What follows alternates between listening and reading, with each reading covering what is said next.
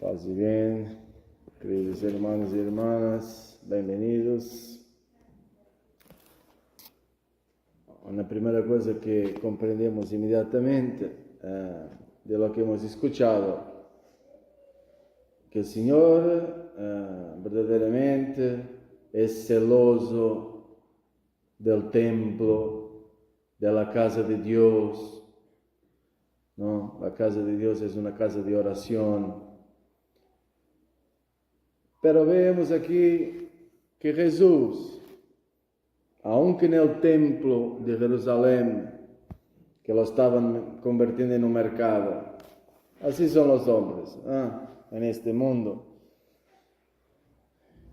Mismo los santuarios marianos, en Ciudad de México también, en Portugal, Fátima, Francia, Lourdes y por adelante.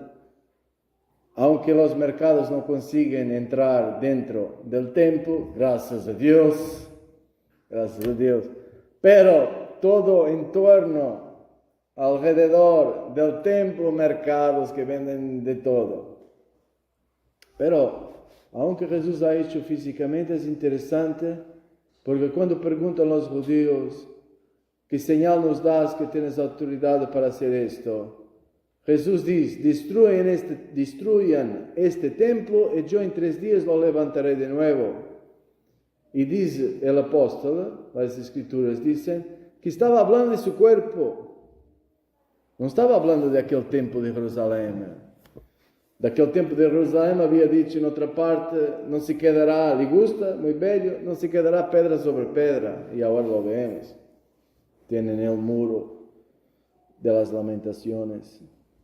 Por ahora, ni mismo aquel se quedará. Todo estará destruido.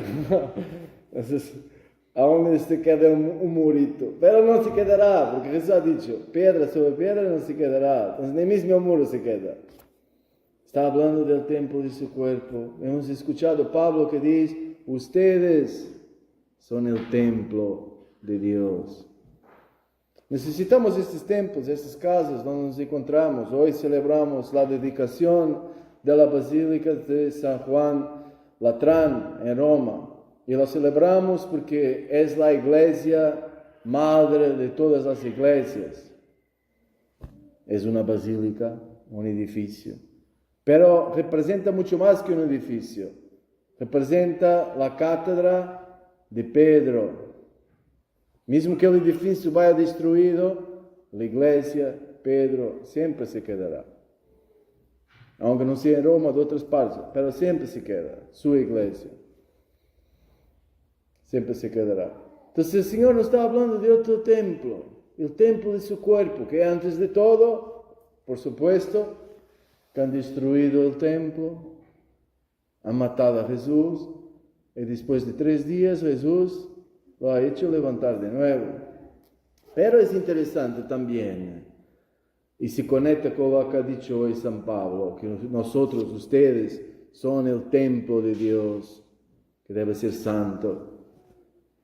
Que San Pablo, en la carta a los Colosenses, dice, como alguien ha hecho notar, que Jesús es cabeza de su cuerpo, que es la iglesia. Entonces, este cuerpo de Jesús, las escrituras también lo conectan con la iglesia, que la verdadera iglesia somos nosotros los bautizados.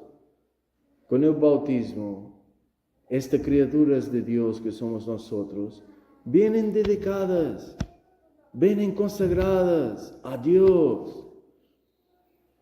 Venimos consagrados a Dios, para ser templo de Dios, templo lleno de Dios. Y muchas veces, espero, pocas, nosotros, verdaderamente, nosotros, también el Padre, también el Obispo, también el Papa, esperamos que sean pocas veces, pero a veces, pocas o muchas, en el templo consagrado a Dios, metemos cosas que no son. Segundo, metemos bueyes, con los cuernos, podría ser figura del orgullo. No, yo nunca me equivoco. Metemos coisas que não deveríamos meter e que hace enojar a Deus. Jesús, que es la palabra de Dios que se ha hecho carne. Entonces, la palabra de Dios en nuestra vida, en nuestro templo, que somos nosotros, cuando llega, así hace. Se encuentra vendedores, porque el problema no es en sí los bueyes o vacas, las ovejas, las palomas.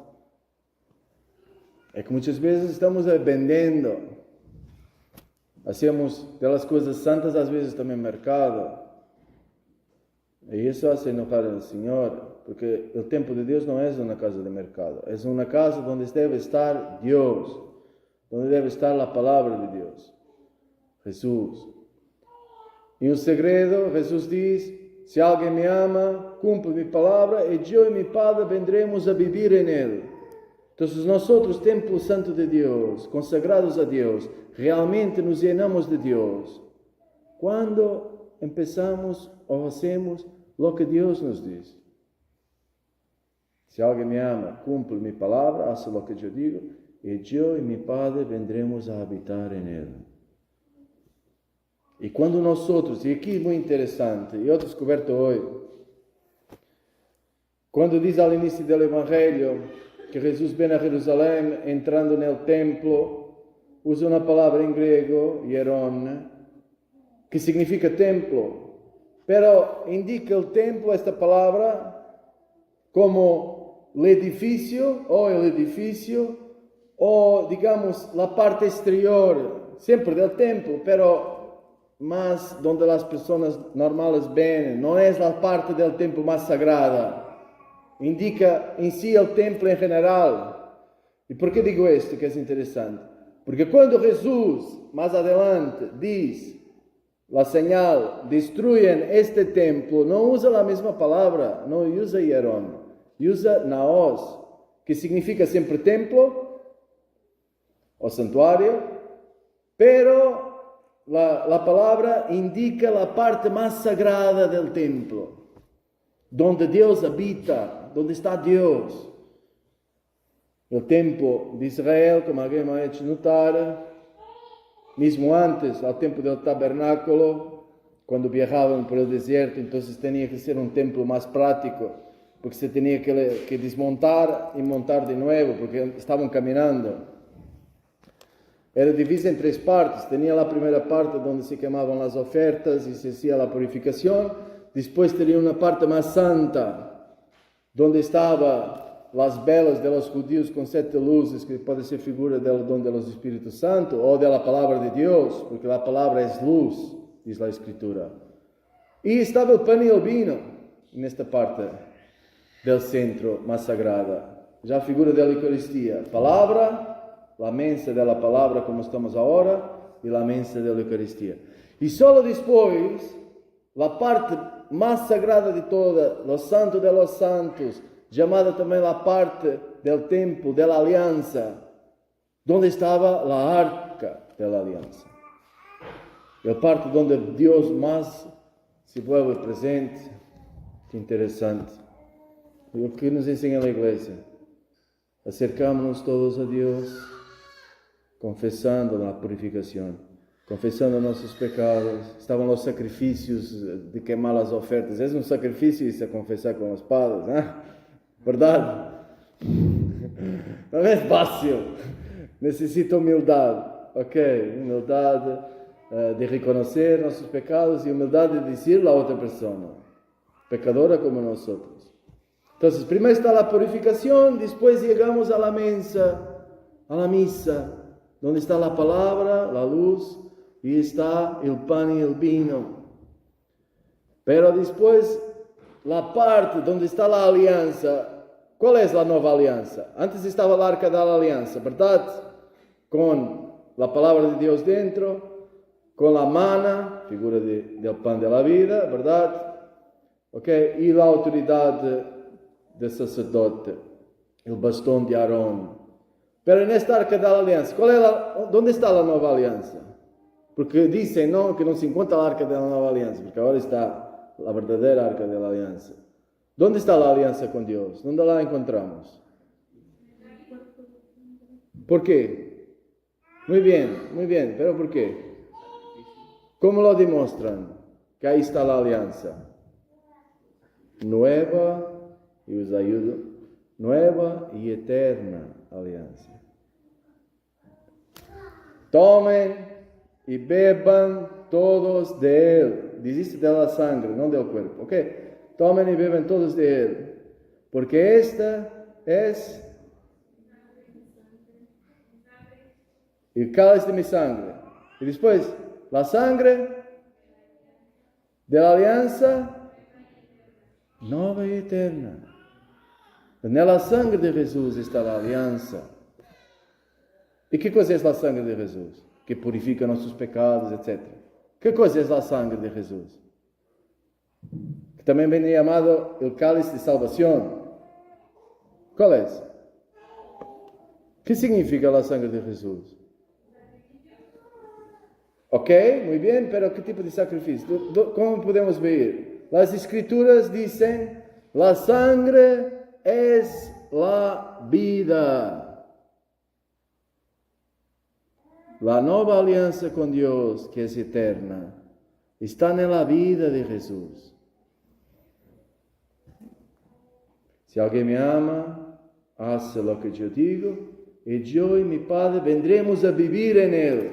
Este templo que Jesús dice, destruyen este templo, naos, donde Dios habita. Nosotros somos templos consagrados con el bautismo, pero este templo se tiene que llenar de Dios. Dios tiene que habitar en este templo, no en otras cosas. Falsos dioses, que no nos llenan. Solo Dios nos llena.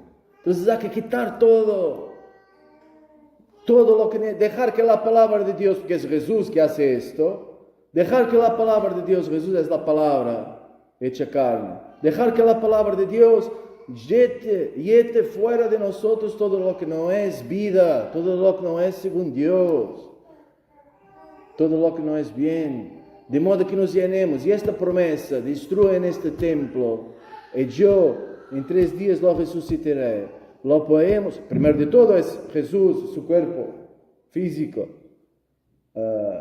que ahora está inmortal en cielo, cuerpo glorioso, inmortal. Las monjitas, con todo respeto, ¿no? Pero parece más inteligente. Se han casado uno con el cuerpo inmortal y sin defectos. Muy bien. Pero también los esposos de aquí, ¿no? Y los padres con sus defectos se pueden soportar. Pero Jesús es Jesús. Jesús ya está en paraíso con el cuerpo inmortal. Pero esta promesa parece que se refiere también a nosotros. Porque también nosotros, cuerpo de Cristo, somos templo. Jesús es la cabeza de su cuerpo, que es la iglesia. En esos misteriosos 3 días, el Señor nos quiere también levantar de la muerte. Si estamos llenos de Dios, el Señor, aunque destruyan este templo, el Señor lo hará levantar de la muerte al 3er día. Como ha prometido. En verdad os digo, quien come mi cuerpo y bebe mi sangre, mi vida, la bebe, tiene la vida eterna, por supuesto, porque estamos viviendo la vida de Dios. Entonces ya la tenemos aquí. Tiene la vida eterna en el alma. Y yo lo resucitaré en el último día. Como ha dicho, destruyen este templo y yo al 3er día lo haré levantar. Entonces, valor, hermanos. Volvemos a este templo santo de Dios siempre más. No es fácil, o sea, yo ¿a cuántos años ya soy religioso? 4 años y medio padre, pero religioso desde 2005, 20 años. Y aún estoy combatiendo, ¿ok? Entonces os comprendo, sé que no es fácil, que muchas veces nos escapa nuestro yo, que não queremos renunciar a nossa vontade, queremos sempre fazer coisas raras, em vez de fazer o que é justo e o que é segundo Deus. Todos temos defeitos, não é esse o problema.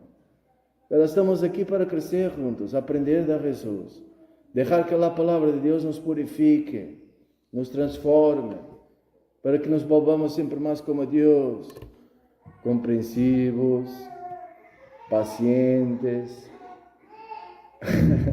É mais fácil explodir que aguentar, é verdade? As palavras temos que agarrá-las às vezes.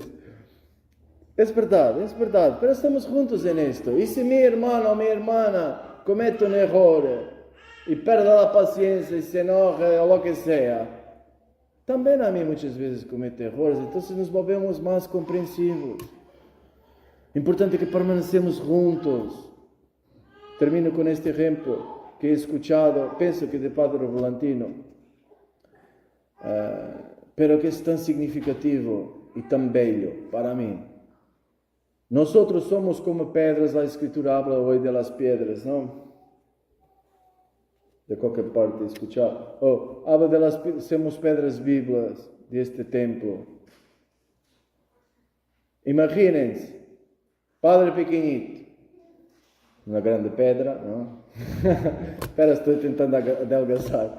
Ahora, una grande piedra, pero una es grande, con muchos defectos, créeme. Es defectos, imaginen los defectos como puntas, ¿no? Como los espinhos, ¿no? Con puntas. ¿Y el Señor qué hace? Agarra a Chase, também com alguns defeitos, talvez não tantos, pero... E a outros irmãos, Noah, James, e Noah, perfeito. Padre Antônio, não sei, sabe Deus se tem algum defeito ou não, pero James e Noah talvez tenham. Nos mete juntos, imaginem, estas pedras, vossas famílias, não? Com vossos esposos, vossos filhos, llenos de defeitos. Más que menos, nos mete juntos en el saco de la iglesia, de la comunidad cristiana que intenta vivir la palabra, ¿ok? Este saco que es imposible quebrarse. Si nosotros no escapamos del saco, ¿qué pasará cuando Dios con la vida nos hace así, nos sacude? ¿Qué pasará? Yo contra Chase, mis puntas hieren a Chase, a James, a Noah, y sus puntas me hieren a mí, ¿verdad? Son vuestros esposos, sus defectos os hieren a ustedes, y ustedes a vuestros esposos, y vuestros hijos también, con sus defectos también tienen. Desde chiquitos, no es, niño es inocente.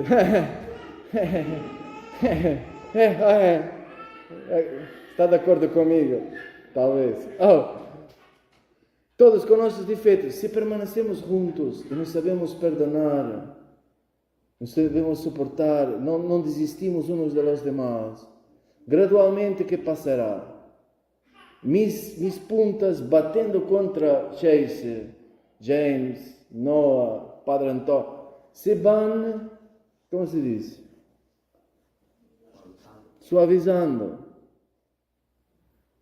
Hasta que nos volvemos piedras como la Eucaristía, sin puntas, ¿no? Sin puntas como los bueyes y las vacas, ¿no?